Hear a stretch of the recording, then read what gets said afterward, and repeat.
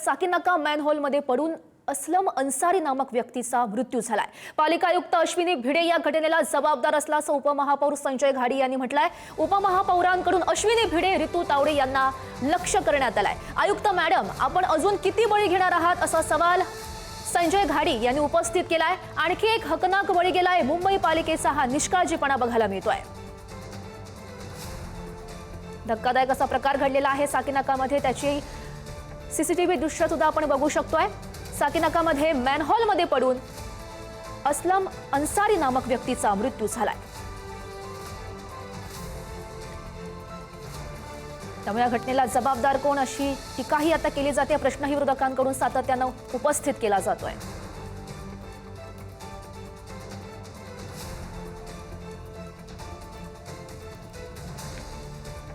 हीच ती व्यक्ती आहे जी या मॅनहोलमध्ये पडलेली होती आणि याच घटनेची ही सीसीटीव्ही दृश्य आम्ही तुम्हाला दाखवतोय। उपमहापौर संजय घाडी यांच्याकडून अश्विनी भिडे आणि रितू तावडे यांना लक्ष्य करण्यात आलंय।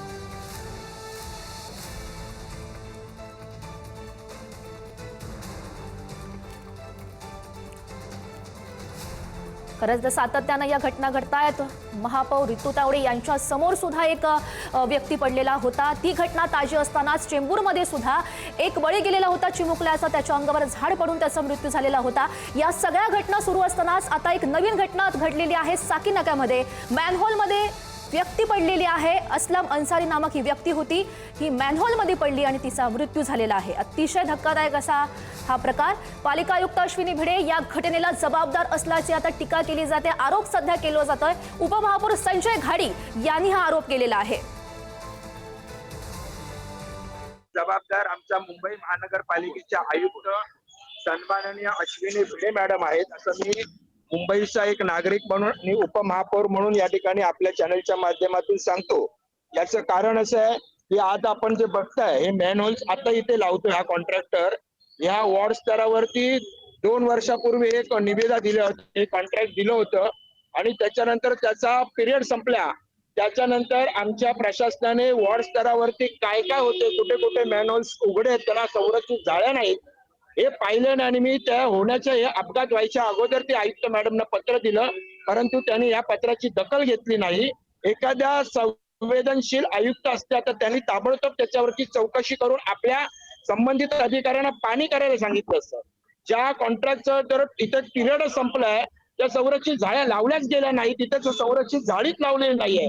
त्या ठिकाणी पुढे जिथे आपण आता मृतदेह काढला तिथेही लावलेली नाहीये। म्हणजे आयुक्त मॅडम या ठिकाणी आल्या, त्यांनी आपल्या अधिकाऱ्यांकडून याची माहिती घ्यायला पाहिजे होती आणि याला सर्वस्वी कारणीभूत त्या आहेत असं मी या ठिकाणी त्यांच्यावरती आरोप करतो।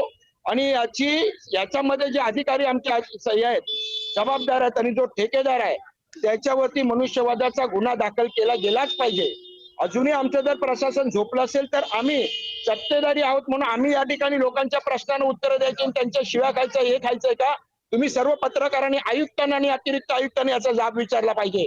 किती बळी तुम्ही मुंबईकरांचे घेणार? अजून औरा म्हणता का त्याला? ती नारळ पाण्याची पार्टी होती, वराड होतं। त्या वराडामध्ये तुम्हाला काय दिसलं का? तुम्ही होते तेव्हा असे प्रश्न विचारले गेले का की बाबा किती मॅनहोल आहेत, कुठल्या कुठल्या वॉर्डमध्ये जाळ्या बसवण्याचं काम कंप्लीट झालं, असे प्रश्न तुम्ही ऐकले का? नारळ पार्टी पाहिली, दे धक्का पाहिला, वराड पाहिलं, हे सगळं आम्ही पाहिलं। त्याच्यातून निष्पन्न काय झालं तर झाड पडून एका छोट्या लहानग्या मुलाचा मृत्यू आणि आज एका निष्काळजीपणामुळे एका मुंबईकराचा मृत्यू।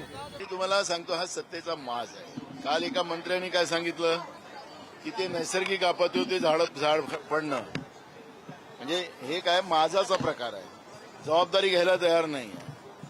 अहो, पूर्वतयारी केली आहे ना पावसाळ्याच्या पहिलेची, मग झाड कसं पडलं? झाड कमजोर असेल, त्याचा फांदा कमजोर असेल तर त्याला काढायला पाहिजे होतं। तुम्ही कागदावर काढून दाखवलं, त्याच्यामुळे जीव गेला। त्याचप्रमाणे हे मेनहोल खुलं होतं, तर याला मग तुमचं प्रशासन काय करताय? तुमचं महानगरपालिकेमध्ये बसलेले पदाधिकारी काय करतायत महायुतीचे? या सरकार काय करताय? आखरी हे सगळं निसर्गावर ढकलणं, या पद्धतीची घटना झाली की तिला आपल्या अंगावरून ढकलणं, त्या सामान्य माणसाचा जीव गेला, त्या जीवापेक्षा यांना आपलं कातडं वाचवणं हे महत्वाचं असेल तर त्यांच्यासाठी ते लकलाव आहे. 158 कोटी या नालेसफाईसाठी खर्च करण्यात आले. मी तुम्हाला सांगितलं म्हणून तर त्या पैशाचा हिशोब घेतला. हा जनतेचा पैसा आहे, काही आहे या सरकारचा किंवा महानगरपालिकेमध्ये बसलेल्या पदाधिकाऱ्यांचा घरचा पैसा नाही आहे.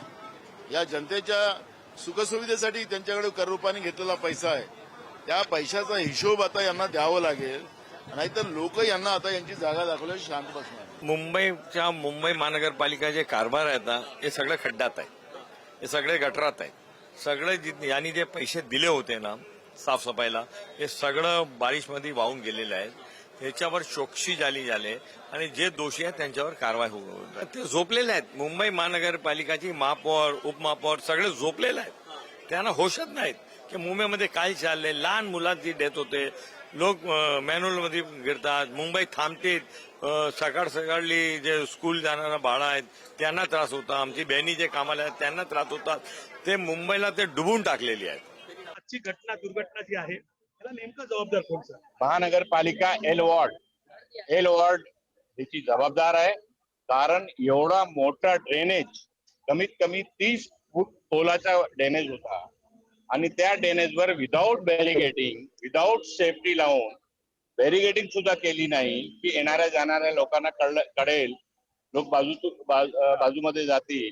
अशा कुठलीही व्यवस्था न करता सरळ तो मेन होल ओपन करून तिथे काम चालू होता आणि म्हणून तो एक त्या माणसाला दिसला नाही की काय झाला. आता ते सीसीटीव्ही कॅमेरामध्ये सगळे दिसेल. जे घटना झालेला आहे ते टोटली महानगरपालिकाच्या निग्लिजन्स आहे आणि महानगरपालिकाच्या संबंधित अधिकाऱ्यावर निग्लिजन्सचा FIR झाला पाहिजे. FIR त्या सगळ्या नातेवाईकांचा कुटुंबांची मागणी आहे की जे जे दोषी आहेत पोलीस महानगरपालिकाचे अधिकारी सगळ्यांवर निग्लिजन्सचा FIR झाला पाहिजे. कारण ह्या विशेष म्हणून मुंबई शहरामध्ये एल वॉर्ड भ्रष्टाचारचा अड्डा झालेला आहे. लोकांच्या नागरिक समस्याबद्दल किंवा जे पावसाळ्यामध्ये असो, बाकीच्या विषय असो, सगळे विषय मध्ये एल वॉर्डच्या अधिकाऱ्यांचा निग्लिजन्स समोर आलेला आहे. तर ह्यांच्यावर FIR झाला पाहिजे अशी आमची सुद्धा मागणी आहे. सर, मुंबईकर सुरक्षित नाही असं म्हणायला लागेल, कारण की काल परवाची जी घटना आहे त्यामध्ये एक लहान मुलाचा मृत्यू झाला, चिमुरड्याचं झाड कोसळून. आज मेन हॉल मध्ये माणूस पडून मृत्यू होतोय आणि उच्च न्यायालयाने देखील याच्यावर फटकारलं होतं महापालिकेला की ही जे मॅनहोलचे जे तुम्ही जे जाळे आहेत त्या पूर्णपणे कधी बसवणार. या पावसाळा येण्यापूर्वी ही सगळी व्यवस्था झाली पाहिजे. महानगरपालिकाची जबाबदारी आहे. झाड डिलिमिटेड झाड असेल त्याला काढला पाहिजे, फांदी कापली पाहिजे, मेनहोल उघडलेला असेल तर मेनहोल बंद केला पाहिजे. हे सगळे पावसाळ्याच्या आधी बघून सर्वे करून नीट शहानिशा करून तिथे काम करण्याची जबाबदारी महानगरपालिकाची आहे.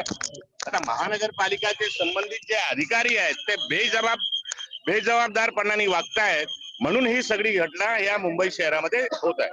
माझ्याबरोबर पालिकेचे सभागृह नेते गणेश खनकरजी आहेत. आपण थेट त्यांच्याशी बातचीत करणार. सर, खरं तर मुंबईच्या साकीनाका परिसरात असलेल्या खैरानी रोडमध्ये मॅनहोलचं झाकण उघडवताना एक 55 वर्षीय व्यक्ती जी आहे ती फोनवर बोलताना किंवा चालताना त्यामध्ये पडली आणि तिचा मृत्यू झाल्याची आता माहिती समोर येते. कशा पद्धतीने पाहतात, पाऊस सुरू झाल्यानंतर एका पाठोपाठ एक असे मृत्यू पावसाळ्यात झाडामुळे मेनहोलमुळे होताना पाहायला मिळतात आणि पालिकेवर प्रश्नचिन्ह उपस्थित होतं. बघा, असं आहे की जी घटना घडली ती अत्यंत दुर्दैवी आहे. ज्या कोणाच्या बाबतीत घडलं असेल त्याच्याप्रती आमच्या पूर्ण संवेदना आहेत. मी ज्या घटनेची आत्ता माहिती घेतल्यानंतर त्या ठिकाणी सफाईचं काम सुरू होतं. पावसाळ्याच्या काळामध्ये कधी सीवर ब्लॉक होत असतं, कधी पाण्याच्या विषयामुळे पाणी जावं म्हणूनही कोणाची तक्रार आली तर ते स्वच्छ करण्याचं काम असतं. पण एवढं मात्र नक्की आहे, 2 प्रकारे स्वच्छता होते. एक कंत्राटदारांकडून होत असते आणि एक महापालिकेचे कर्मचारी करत असतात. आता जे या ठिकाणी मी पाहतोय की त्या व्यक्तीचं लक्ष नव्हतं समोर आणि जिथे कुठे स्वच्छता होत असेल तिथे बॅरिगेट्स लावले पाहिजे, तिथे पूर्ण सुरक्षेची काळजी घेतली पाहिजे, एवढं मात्र नक्की आहे. आणि या घटनेमध्ये ती घेतली गेलेली नाही असं दिसतंय. असं जर असेल तर ज्या कोणावरती ही जबाबदारी होती त्याची जबाबदारी नक्की करून त्याच्यावर कारवाई केली जाईल. एक मुंबईत आपल्याला वारंवार पाहायला मिळतं, ज्यावेळेस पाऊस भरतो, सखोल भागामध्ये पाणी साचतं, तिकडच्या मेनहोलच्या झाकण हटवल्यानंतर तिथे जाळी बसवणं खरं तर महत्वाचं असतं. ती बसवली जात नाही. तिथे एखादा बांबू, एखादा लाल कपडा, अशा काही तत्सम गोष्टी, झाडाची फांदी ही ठेवली जाते. हे बरोबर आहे का? नाही, असं बघा, असं नाहीये की त्या ठिकाणी नेमकं काय चालू होतं ही याची आता माहिती कळेल. मग त्याची स्वच्छता सुरू होती की पावसाळ्यामध्ये काही वेळेला सिवरेज पूर्ण ब्लॉक होतात, ज्या वेळेला समुद्राचं पाणी रिटर्न येतं. मग त्याची ती स्वच्छता जर सुरू असती तर ती कशामुळे सुरू आहे, बाकी विषय काही असेल, पण त्या ठिकाणी पूर्ण बॅरिगेटिंग केलं पाहिजे. तिथे कुणीही व्यक्ती पोचता कामा नये, अशा पद्धतीनं काळजी घेण्याची गरज आहे. आणि जर काय प्रशासनाकडनं होत नसेल तर हा विषय गंभीर आहे. आणि आम्ही याची आणि तुम्हाला आठवत असेल, मी आत्ता गेल्या आठवड्यामध्ये सभागृहात बोलत असताना हा विषय मी मांडला आणि त्यावेळेला मी म्हणालो होतो की या मुंबईमध्ये जी घटना घडली 2017 साली ती घटना परत होऊ नये, डॉक्टर अमरापूरकरांसारखी, यासाठी जी काळजी घेण्याची गरज आहे ती आम्ही घेऊ. प्रशासनाला आवश्यक त्या सूचना दिलेल्या आहेत. त्यानंतरही जर का अशी घटना होत असेल तर हे प्रशासनाचं दुर्लक्ष आहे आणि जे अधिकारी याला जबाबदार असतील त्यांच्यावर आम्ही नक्की कारवाई करू. तुम्ही म्हणता अधिकाऱ्यांवर कारवाई करणं, मात्र उपमहापौर संजय घाडी स्वतः म्हणतात की या सगळ्याला जबाबदार ज्या आहेत त्या स्वतः आयुक्त अश्विनी भिडे. बघा, असं आहे की आयुक्त म्हणून त्या इथे आल्यानंतर गेल्या महिन्यात 1.5 महिन्यामध्ये त्यांना जे काही काम करताय त्यांनी आपल्या पद्धतीनं काम सुरू केलेलं आहे. असं आहे की अधिकारी वरनं सूचना देत असतात, त्या विभागाचे प्रमुख म्हणून त्यांची जबाबदारी हे मी मान्य करतो. पण काहीच जर काम नसतं झालं ते मुंबई सुरळीत चालली नसती. प्रशासन आपल्या पद्धतीनं काम करत आहे. काही जणांचा दुर्लक्षितपणा, काही जणांच्या अक्षम चुकांमुळे हे सगळं घडतंय. आज त्या ठिकाणी स्वच्छता सुरू होती, पण त्या ठिकाणी जी काही काळजी घ्यायची आवश्यकता होती कुणी घ्यायचंय, तर त्या ठिकाणी असलेल्या कंत्राटदाराने किंवा त्या कर्मचाऱ्यांनी त्याभोवती बॅरिगेटिंग करून त्याची काळजी घेण्याची आवश्यकता होती. चूक त्या ठिकाणी घडलेली आहे. त्यामुळं आपण त्या व्यक्तीचं खापर थेट आयुक्तांवर फोडणं माझ्या दृष्टीने योग्य नाही. धन्यवाद सर, आमच्याशी बातचीत केली. आपल्याबरोबर गणेश खनकरजी होते. या सगळ्या संदर्भात कंत्राटदार असेल किंवा जे काही अधिकारी असेल त्यांच्यावर कारवाई केली जाईल, मात्र बॅरिगेटिंग करणं हे गरजेचं होतं, जे झालेलं दिसत नाहीये. त्यामुळे मुंबईत अशा पद्धतीने आधी झाड पडून आणि आता त्याच्यानंतर मेनहोलमध्ये पडून एकाचा मृत्यू झाल्याची दुर्दैवी घटना आपल्या समोर आलेली पाहायला मिळते. व्हिडिओ जर्नलिस्ट कुणाल दामे समिती दळवी, पुढारी न्यूज, मुंबई. राहणार होता बाजूचेच राहणार आहेत. 45 वर्षाचे समय. तो कुठे चालला होता, काय किंवा कुठे कामाला होता, त्या संदर्भामध्ये आपल्याकडे आपण एडीआर दाखल करून चौकशी सुरू करणार आहे. सर, महापालिकेचं म्हणणं आहे की आम्ही अशा प्रकारची परवानगी कोणाला दिली नव्हती, पण तरी देखील असं काम सुरू होतं. त्याच्यावर देखील तुम्ही गुन्हा दाखल किंवा त्याच प्रकारची तपासणी आपल्याकडे प्राथमिक दृष्ट्या आपण अकस्मातची नोंद घेणार आहे आणि त्यातून चौकशीतून पुढच्या गोष्टी पुढचा तपास आपण करणार आहे. आपण बघतोय मुंबईमध्ये गेल्या 3 दिवसात 2 मोठ्या दुर्घटना घडल्यात. चेंबूरमध्ये स्कूल व्हॅनवर झाड कोसळलं आणि यामध्ये विद्यार्थ्याचा मृत्यू झालाय. साकीनाक्यात उघड्या मॅनहोलमध्ये आज एक व्यक्ती पडली आणि तिची मृत्यू झालाय. गेल्या 48 तासांपासून मुंबईची तुंबई होते. या 3 घटना आपण बघू शकतोय. पहिली घटना आहे चेंबूरमधली, स्कूल व्हॅनवर झाड कोसळलेलं होतं, यामध्ये विद्यार्थ्याचा मृत्यू झालेला होता. साकीनाक्यात आजची घटना आहे, उघड्या मॅनहोलमध्ये व्यक्ती पडली आणि या व्यक्तीचा मृत्यू झालाय. गेल्या 48 तासांपासून मुसळधार पाऊस सध्या सुरू आहे मुंबईमध्ये आणि मुंबईची तुंबई झालेली आहे. आणि या निष्पाप नागरिकाच्या मृत्यूची जबाबदारी नेमकी कोण घेणार असा सवालही आता उपस्थित केला जातोय. विरोधकांकडून सुद्धा टीका केली जाते. महापौर, महापालिका आयुक्त यांना वेठीस धरलं जात आहे, त्यांच्यावर आरोप केले जात आहेत. या 3 घटना आपण बघू शकतोय. गेल्या 3 दिवसातल्या या 2 मोठ्या दुर्घटना घडलेल्या आहेत. पहिली म्हणजे चेंबूरमधली धक्कादायक असा प्रकार, स्कूल व्हॅनवर झाड कोसळलेलं होतं आणि यामध्ये विद्यार्थ्याचा मृत्यू झालेला होता.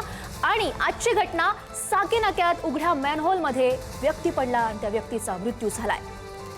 आणि हा सगळा प्रकार बघता पुढारी न्यूजने सुद्धा काही सवाल उपस्थित केलेले आहेत. बघूयात. उघडा मॅनहोल ठेवण्यास नेमकं जबाबदार कोण? देखभाल कामादरम्यान सुरक्षेचे नियम का पाळले गेले नाहीत? धोकादायक ठिकाणी इशारा फलक आणि बॅरिकेड्स नेमके कुठे होते? एका निष्काळजीपणामुळे नागरिकाचा जीव धोक्यात नेमका का आला? महापौर रितू तावडे याची जबाबदारी घेणार का? खासगी कंत्राटदारावर सदोष मनुष्यवधाचा गुन्हा दाखल होणार का? वारंवार होणाऱ्या अशा दुर्घटनांची जबाबदारी पालिका आयुक्त स्वीकारणार का? संबंधित व्यक्तीला वाचवण्यासाठी गोल्डन अवरमध्ये नेमके काय प्रयत्न झाले? दरवर्षी अशा घटना घडत असतानाही प्रशासन धडा का घेत नाही? उघड्या मॅनहोलची शहरव्यापी तपासणी आणि ऑडिट नेमकं कधी होणार? सामान्य मुंबईकरांनी स्पिरिट नेमकं किती दिवस दाखवायचं?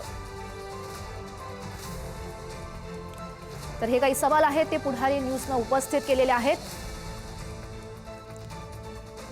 तर असे जे प्रकार सध्या घडतायत तर त्यामध्ये नागरिकांनी नेमकी काय काळजी घ्यावी ते सुद्धा एकदा बघूयात.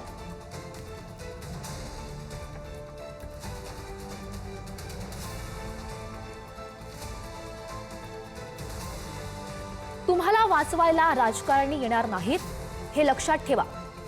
पावसात पाणी साचलेल्या रस्त्यावर चालताना विशेष सावध राहा. पाण्याखाली मॅनहोलचं झाकण उघडं असण्याची शक्यता असते. मोबाईलवर बोलत किंवा स्क्रीनकडे पाहत चालणं हे टाळा. फुटपाथचा वापर करा. पाणी साचलेल्या भागातून जाणं टाळा. अंधारात किंवा कमी प्रकाशात टॉर्च, मोबाईल, फ्लॅशलाईटचा वापर करा. वाहत्या पाण्यातून वाहन चालवण्याचा धोका घेऊ नका. उघडे मॅनहोल, धोकादायक भाग दिसल्यास आपत्कालीन हेल्पलाईनवर माहिती द्या. लहान मुलांना पाणी साचलेल्या भागात एकटं जाऊ देऊ नका. तर हे काही नागरिकांना काळजी नेमकी कशा प्रकारे घ्यायची